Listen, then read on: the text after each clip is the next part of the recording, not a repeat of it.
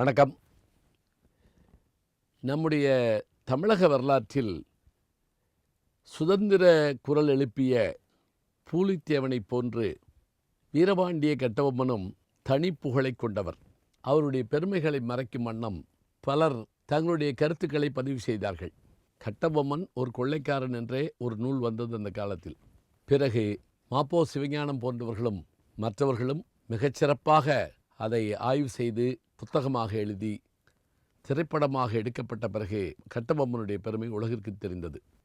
அதேபோல அவருடைய மந்திரியாக இருந்த தானாவதி பிள்ளை, அவரை பற்றிய சரித்திரத்திலே அவர் செய்த தவறினால் கட்டபொம்மனுக்கு இழுக்கு ஏற்பட்டது என்கின்ற வகையிலே ஒரு செய்தி பரப்பப்பட்டு வந்தது. வெகு காலமாக இதைத்தான் பலர் நம்பிக்கொண்டிருந்தார்கள்.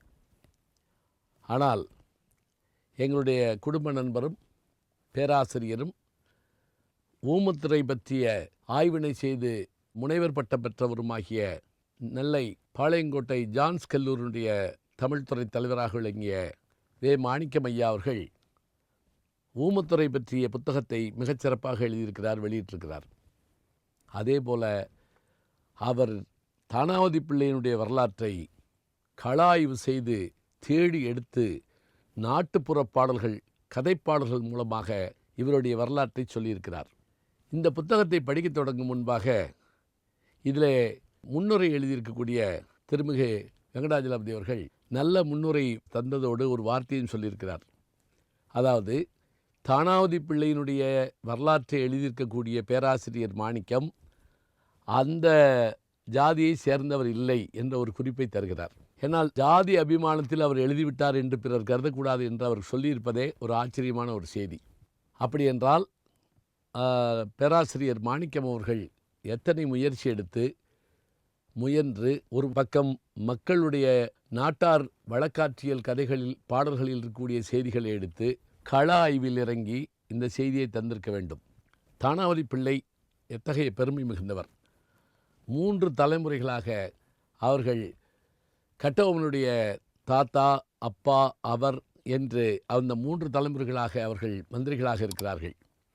அதேபோல இன்றைக்கும் வாழ்ந்து கொண்டிருக்கின்ற அவருடைய வம்சாவளியினுடைய தொடர்ச்சியாக இருக்கின்ற பேராசிரியர் சிவசுப்பிரமணியன் அவர்கள் நல்ல கள ஆய்வாளரும் கூட.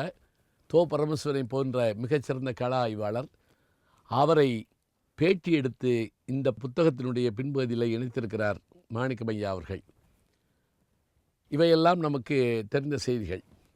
நான் ஒட்டப்பிடாரம் போயிருந்தபோது அங்கு தானாவதி பிள்ளை அவர்களுடைய அந்த வீட்டையும் பார்த்திருக்கிறேன். அதே போல் அவர் வாழ்ந்த பகுதியிலே இருந்த பல தடயங்களையும் பார்த்திருக்கிறேன். சரி, இப்போது செய்திக்கு வருவோம். தானாவதி பிள்ளை நாயகன் படத்தில் கேட்பது போல நல்லவரா கெட்டவரா என்றால் அவர் உண்மையில் நல்லவர், வல்லவர்.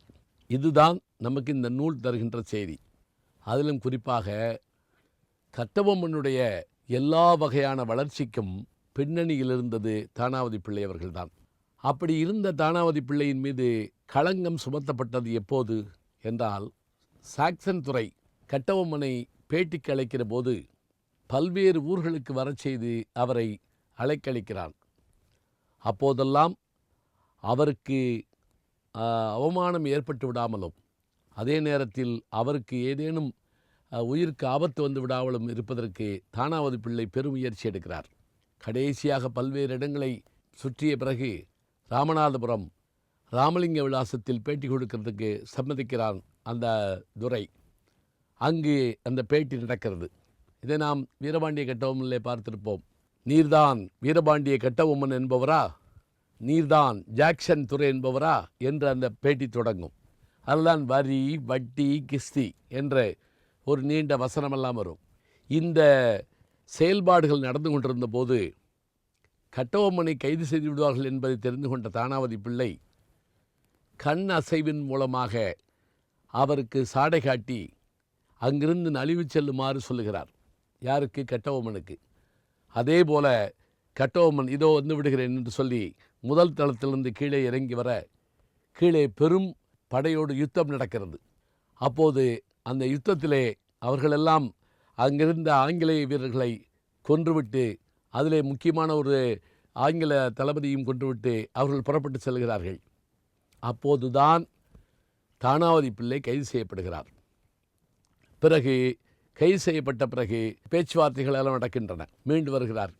வந்த பிறகும் கூட அவர் மீது மற்றொரு குற்றச்சாட்டு என்ன என்றால், அவர் ஆங்கிலேயர்களுக்கு சொந்தமான அந்த நெல் களஞ்சியத்திலிருந்து நெல்லை கொண்டு வந்து விட்டார் என்று ஒரு குற்றச்சாட்டு வைக்கப்படுகிறது. அதற்கு தானாவதி பிள்ளை சொல்கின்ற அந்த பதிலும் நன்றாக இருக்கும். நமக்கு சேர வேண்டிய பகுதியைத்தான் எடுத்து வந்தேனே தவிர அவர்கள் இதை நான் கொள்ளையிட்டு வரவில்லை என்று. ஆனாலும் கூட பின்னால் அவர் கைது செய்யப்படுகிற போது கட்டபொம்மனை காப்பாற்றுவதற்கு பேருதவியாக இருந்த அவர் வெள்ளையர்கள் படையெடுத்து வந்தபோது ஊமத்துரையும் மற்றவர்களும் திருச்செந்தூருக்கு சென்றிருந்தார்கள். இருந்தாலும் கூட சமாளித்து கட்டபொம்மனையும் ஊமத்துரையும் தப்பிப்போக வைத்ததோடு அந்த போரிலே அவர் பிடிபடுகிறார். அப்படி பிடிபட்ட அவரை எந்த விசாரணையும் இல்லாமல் கொண்டு வந்து நாகலாபுரத்தில், தூத்துக்குடி செல்கிற வழியில் இருக்கிற நாகலாபுரத்தில் ஒரு வேப்ப மரத்தில் தூக்கிலிடுகிறார்கள். அப்போது தூக்கிலிடுகிற போது கூட என்ன கொடூரமான முறையை கையாளுகிறார்கள் என்றால், தூக்கிலிட்டதோடு அவருடைய உடம்பை உறவினர்களிடம் ஒப்படைக்க வேண்டும். ஆனால் ஒப்படைக்காமல் அவருடைய தலையை வெட்டி அதை ஒரு ஈட்டியிலே குத்தி அதை பாஞ்சாலங்குறிச்சி கொண்டு வருகிறார்கள். எங்களை எதிர்ப்பவர்களுடைய கதி இதுதான் என்பதை சொல்லுவதற்காக. இதை குறிப்பிடுகின்ற இந்நூலாசிரியர் பேராசிரியர் மாணிக்கம் அவர்கள் ஒரு அரிய செய்தியை சொல்கிறார். ஆங்கிலேயர்களுடைய கொடுமைக்கு இது ஒரு எடுத்துக்காட்டு. அது மட்டுமில்லை, இந்த போரில் முதலில் தூக்கிலிடப்பட்ட முதல் தமிழர் தானாவதி பிள்ளைதான் என்கிறார். தான் வாழுகின்ற வரையிலே தானாவதி பிள்ளை கட்டபொம்மனுக்காக வாழ்ந்ததையும், அவர் கைது செய்யப்பட்ட போது அந்த ஆங்கிலேய கலெக்டர் ஒரு கடிதத்தில் எழுதுகிறான், நான் கட்டபொம்மனை கைது செய்திருந்தால் கூட இவ்வளவு மகிழ்ச்சி அடைந்திருக்க மாட்டேன். ஏனென்றால் கட்டபொம்மனுக்கு மூளையாக திகழ்கின்ற இந்த தானாவதி பிள்ளையை நான் கைது செய்துவிட்டேன் என்று பெருமிதத்தோடு எழுகிறான் என்று சொன்னால், அப்படி மூளையாக இருந்து அவரை காப்பதற்காக வாழ்ந்து அவருக்காகவே உயிர் விட்ட தானாவதி பிள்ளையினுடைய அந்த நினைவு இடம் இன்றைக்கும் நாகலாபுரத்தில் இருக்கிறது. அந்த மரம் பழுதுபட்டாலும் கூட மற்றொரு மரத்தையும் அங்கு வைத்திருக்கிறார்கள். நானும் நாகலாபுரம் சென்றபோது அதை பார்த்திருக்கிறேன். இப்படி வரலாற்றில் பல்வேறு செய்திகள் புதைந்து கிடந்தாலும் அந்த நாட்டார் பாடல்களிலும் கள ஆய்விலும் கடிதங்கள் மூலமாகவும் பேட்டியின் மூலமாகவும் இந்த செய்தியை நமக்கு தந்திருக்கிறார் பேராசிரியர் மாணிக்கம் அவர்கள். இந்த புத்தகத்தை படித்து பாருங்கள். தானாவதி பிள்ளையினுடைய உண்மை வரலாறு நமக்கு மிக அருமையாக தெரியும். சுதந்திர போராட்டத்தில் களத்திலே பலியான வீரர்களில் தானாவதி பிள்ளையும் ஒருவர் என்கின்ற செய்தியை நாம் அறிந்து கொள்கிறோம். வரலாறுகள் மிக முக்கியம். நல்ல செய்திகளை நாளும் சிந்திப்போம். நாளை சந்திப்போம். அன்புக்குரிய யூடியூப் நேயர்களே, நீங்கள் இன்னும் என்னை நெருக்கமாக பின்தொடர வேண்டும் என்று சொன்னால் ட்விட்டர், இன்ஸ்டாகிராம், ஃபேஸ்புக் போன்ற சமூக வலைதளங்களில் பின்தொடர்ந்து வாருங்கள். நாம் முன்தொடர்ந்து செல்வோம்.